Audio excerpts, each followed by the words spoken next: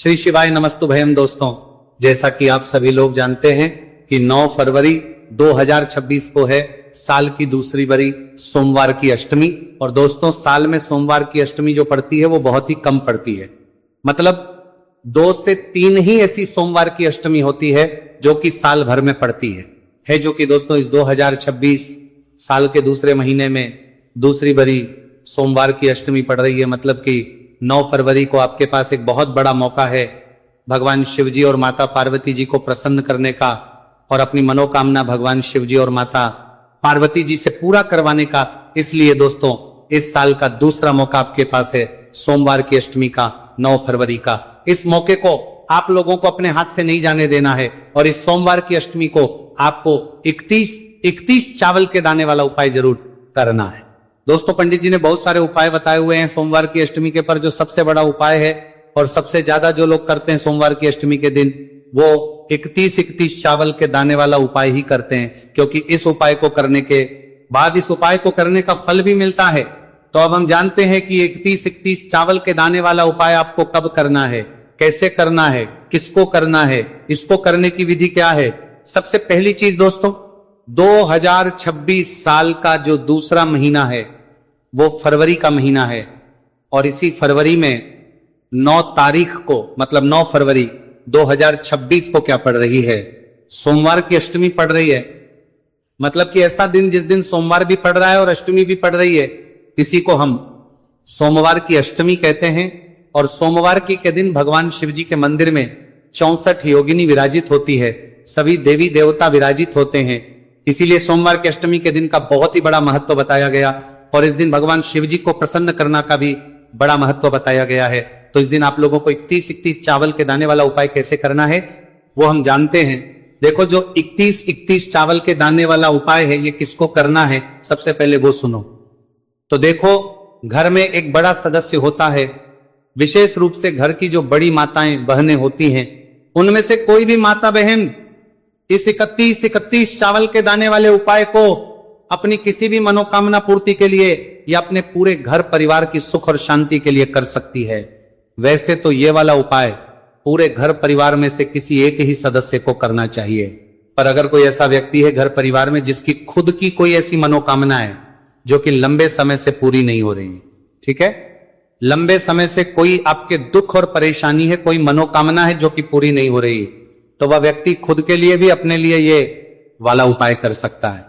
बाकी घर परिवार में अगर कोई एक सदस्य है कि भाई उस एक सदस्य के करने से पूरे घर परिवार को इस उपाय को करने का फल मिल जाए, तो वो घर की बड़ी माताओं बहनों में से कोई भी एक माता बहन कर सकती है। इसके अलावा अगर आपके घर में उस दिन माताएं बहनें उपस्थित ना हो तो घर का कोई बड़ा सदस्य, चाहे फिर वो पुरुष ही क्यों ना हो, वो भी इस वाले उपाय को कर सकता है।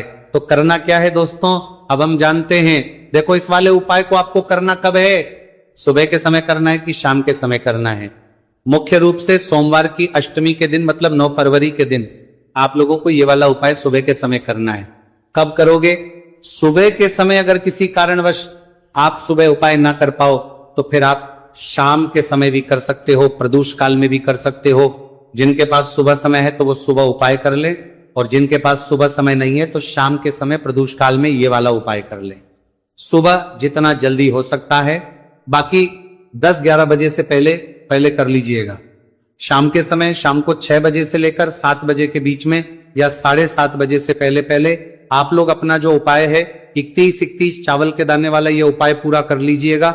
इसके बाद में ये वाला जो उपाय है ये आपको भगवान शिव जी के मंदिर में करना है। और इस उपाय में आपको क्या क्या सामग्री लगेगी अब हम वो जानते हैं। तो देखो, 31 चावल के दाने वाला उपाय है तो सीधी सी बात है 31 चावल के दाने तो हमें यहां पर लगेंगे ही लगेंगे। अब जो 31 मतलब कि 31 जो चावल के दाने आप लोग लोगे वो कहां से लोगे, क्या खरीद कर लाओगे या अलग से कहीं से लोगे, नहीं। 31 जो चावल के दाने आप लोगे ही, या आप लोग अपने ही घर के रसोई घर से लोगे।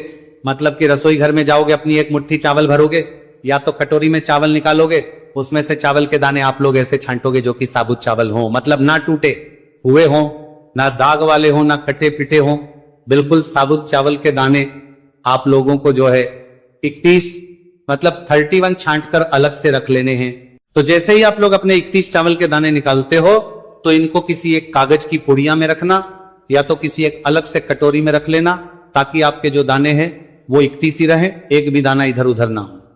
तो यहां पर आपके हो गए 31 चावल के दाने। इसके बाद बारी आती है 31 हरे मूंग के दानों की। हरे मूंग के दाने, वो नहीं कि हरी मूंग की दाल, आप लोग समझ रहे हो, नहीं। हरे मूंग के दाने मतलब वो जो कि पूर्ण पूर्ण हो, है ना, जो कट्टे वाले ना हो, क्योंकि अगर वो दाना कट जाता है तो वो दाल का रूप ले लेता है, वो दाल बन जाती है ना। तो हरे मूंग के जो दाने होते हैं, अगर आपके पास घर में ना हो तो आप किसी भी पूजन वाली दुकान से लेकर आ सकते हैं, आपको मिल जाएंगे, है ना। तो 31 ही आपको हरे मूंग के दाने लेकर आने।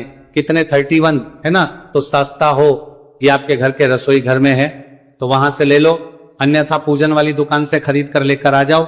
31 हरे मूंग के दाने, इनको भी अच्छे से गिन लेना, अच्छे से साबुत दाने जो है 31 निकाल लेना, और इनको भी ये तो कागज की पुड़िया में बांध लेना, या तो आप लोग किसी भी कटोरी में जो है अलग से रख लेना, ताकि ये दाने इधर उधर ना हो। तो ये 2 चीजें आपने रखी। इसके बाद में तीसरी जो चीज आपको लेनी है वो लेनी है बेलपत्र। कितनी बेलपत्र? 31 बेलपत्र। अब बेलपत्र का जैसे ही हमने नाम बोला तो आप लोगों के मन में यह प्रश्न जरूर आ रहा होगा कि अगर हमें बेलपत्र नहीं मिली तो हम क्या करेंगे। तो टेंशन मत लीजिए, हम आपको वो तरीका भी बताएंगे। अगर आपको 31 बेलपत्र ना मिले तो आप लोग क्या करोगे, क्योंकि एक बेलपत्र हो तो चल जाता है, पर 31 बेलपत्र ज्यादा होती है, तो हो सकता है अभी आपको एकदम से ना मिल पाए। तो उस जगह पर आप क्या करोगे वो भी हम आपको बताएंगे आगे, है ना। पर उससे पहले आपको अपनी पूरी कोशिश करनी है कि आपको 31 बेलपत्र मिल जाए, मतलब कि 31, चाहे आप खरीद कर लेकर आओ, चाहे आप किसी वृक्ष से तोड़ो, पेड़ से तोड़ो, कहीं से भी लाओ, पर अगर आपको मिल रही है तो आपको खुद से ही लेकर आना है, वो ज्यादा फलदायी माना जाएगा। तो कितनी बेलपत्र लेकर आओगे? 31 बेलपत्र आप लोग यहां पर लेकर आओगे, समझ गए आप लोग। तो 31 जो बेलपत्र लेकर वो भी आप लोग इकट्ठा करके रख लीजिएगा। अब देखो, सोमवार की अष्टमी के दिन आप उपाय की जो सामग्री है वो इकट्ठा कर लेना। इसके बाद में उपाय चाहे आप सुबह करो चाहे शाम को करो, करना किसी एक ही समय है, दोनों समय नहीं करना है, ठीक है। इसके बाद में आप लोगों को जो उपाय है वो सुबह कर रहे हो तो भी कुछ ना कुछ पूजन सामग्री भगवान शिव जी को लेकर जाना है। शाम के समय प्रदोष काल में कर रहे हो तो भी कुछ ना कुछ पूजन सामग्री जरूर लेकर जाना है। क्या करोगे? सुबह के समय जा रहे हो, कम से कम 1 लोटा जल इस दिन जरूर लेकर जाना है। इसके अलावा जो भी आपकी पूजन सामग्री है, वैसे तो ज्यादातर लोग पूजन लेकर जाते ही जाते हैं, पर जब भी हम उन लोगों के लिए बता रहे हैं जो कम से कम उपाय कर रहे हैं, पर कम से कम 1 लोटा जल तो लेकर जा ही जाए, और जितनी सामग्री आप लोग लेकर जाना चाहते हो वो लेकर जा सकते हैं। वही बात करेगा शाम के समय की, मतलब कि प्रदोष काल की। तो उस समय आप लोग एक घी का दीपक तैयार करके लेकर जाना, और उस दीपक के साथ में फिर अपना जो उपाय है वो करना है। तो करना क्या है? शुद्धता का ध्यान रखते हुए शुद्ध होकर आप लोग वो उपाय की सामग्री अपने साथ में रखकर, अपना जो पूजन सामग्री है उसको अपने साथ में रखकर शिवजी के मंदिर पहुंचना है। कहां पर? शिवजी के, अब देखो, शिवजी के मंदिर जैसे ही आप लोग पहुंच जाते हो ना, तो ये वाला जो उपाय है ये शिवजी की चौखट से शुरू हो जाएगा। तो अभी शिवजी की चौखट से उपाय शुरू होगा, तो हम अपनी पूजन वगैरह कैसे करेंगे? तो देखो, यहां पर हम आपको ये बात बता दें कि आप लोग पूजन कब करोगे। इसमें पहले उपाय करोगे, फिर उसके बाद आप लोग अपनी जो पूजन है वो करोगे।